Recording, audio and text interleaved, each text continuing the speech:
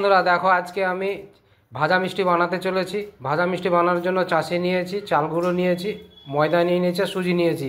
যতটা পরিমাণ চাষি নিয়েছি, চাষিটাকে 3 ভাগ করে 1 ভাগের সমান এই চাল গুঁড়ো, ময়দা আর সুজি নিয়ে নিয়েছি। খাবার সোডা দিয়ে দিলাম, আর এই 3টে চাল গুঁড়ো, আটা আর সুজিকে একসঙ্গে জল দিয়ে মাখিয়ে নেব।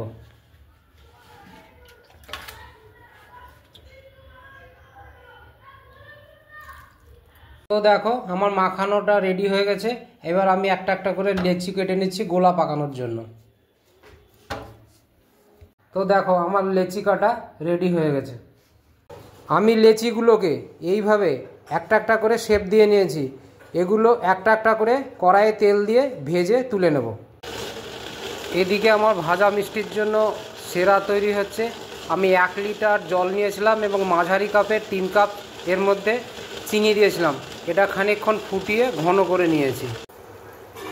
তো দেখো, এগুলো আস্তে আস্তে লো হিটে আমি ভেজে নিচ্ছি।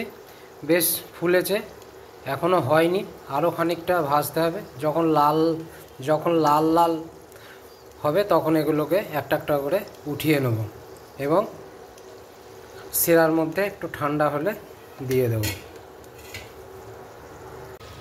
দেখো, এগুলো আমার ভাজা হয়ে গেছে। লো হিটে একটু লাল লাল করে ভেজে নিয়েছি। এগুলো এবার একটা একটা করে উঠিয়ে নেব। আমার মিষ্টিগুলো খুব সুন্দর হয়েছে, ভালোভাবে রস নিয়েছে। তোমরাও এইভাবে বাড়িতে বানিয়ে দেখবে, খেতে খুব ভালো লাগবে।